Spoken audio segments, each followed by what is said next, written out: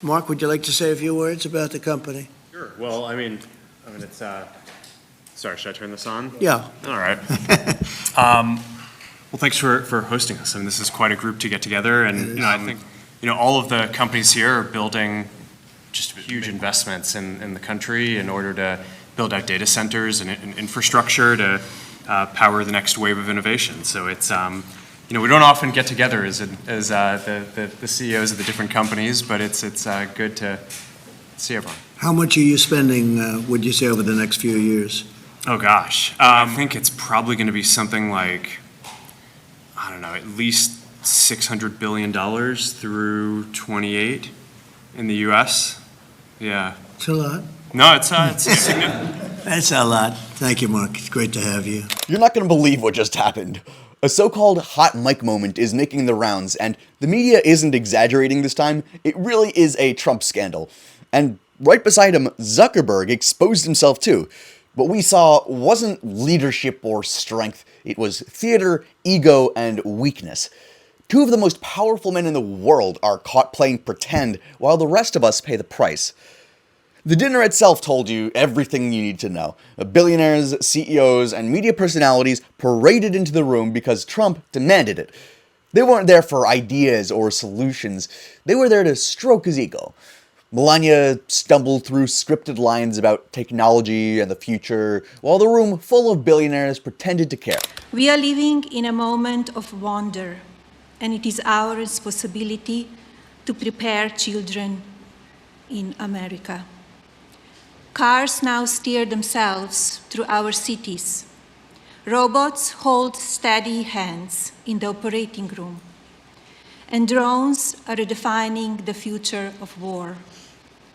Innovations of first-generation humanoids, factory automation, and autonomous vehicles have surged from private sector investment. Every one of these advancements is powered by AI. The robots are here. Our future is no longer science fiction. Data from the Bureau of Economic Analysis shows that AI innovation is clearly boosting America's GDP growth. Surely this is not a trend, for AI will serve as the underpinning of every business sector in our nation, including education, life sciences, finance, and design. What was that? I mean, Melania sounded like she's reading off a teleprompter for the very first time, and she herself looks just like a robot. And the truth is, they don't care. Not about innovation, not about people, not about America. It was all a performance just designed to make Trump feel like a king and Zuckerberg look like a visionary. Neither role fits, though. The same press that Trump loves to attack just sat awkwardly, smiling and clapping. Not because they respected him or anything, but because that's what you do when the circus is in town.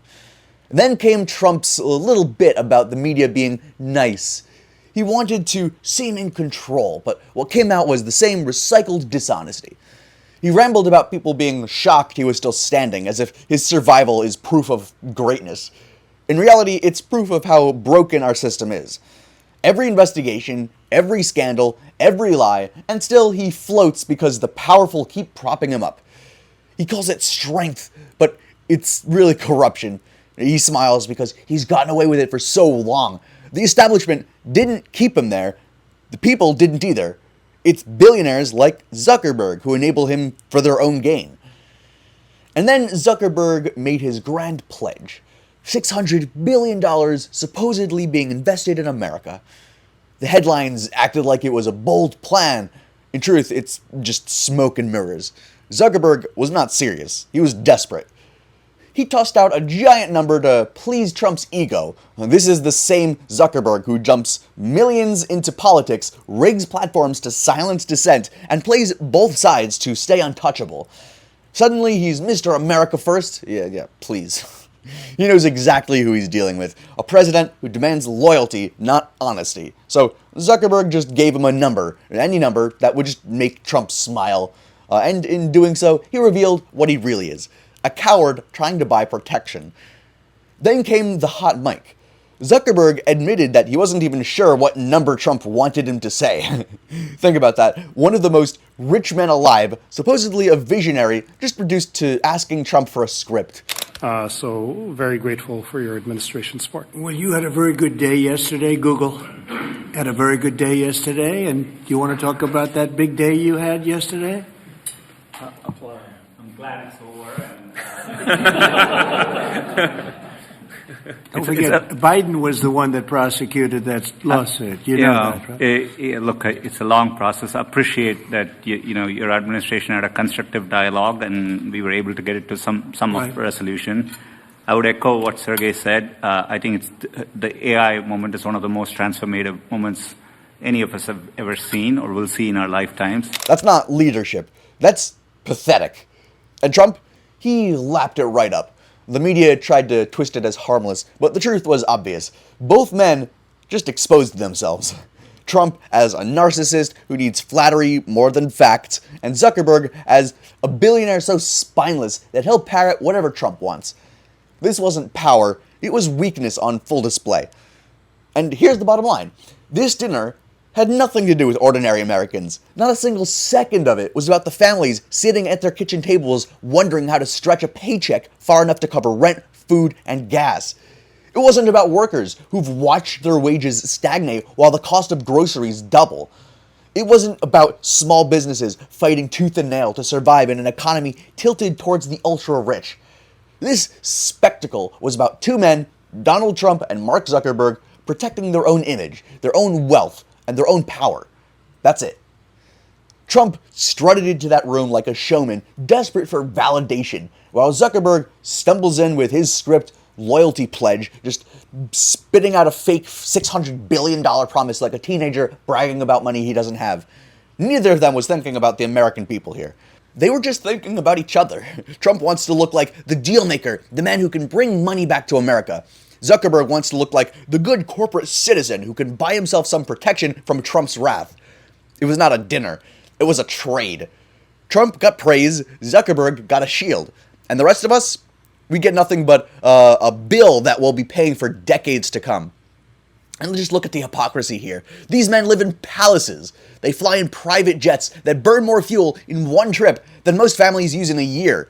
They surround themselves with staff who iron out every wrinkle in their carefully manufactured images. Then they sit under chandeliers, pretending they're discussing the future of ordinary Americans. The reality is disgusting. Trump doesn't care about whether you can afford groceries. Zuckerberg doesn't care about whether your kid's school has enough books. They don't live in that world. They live in mansions with walls so high they can't hear the voices of the people outside.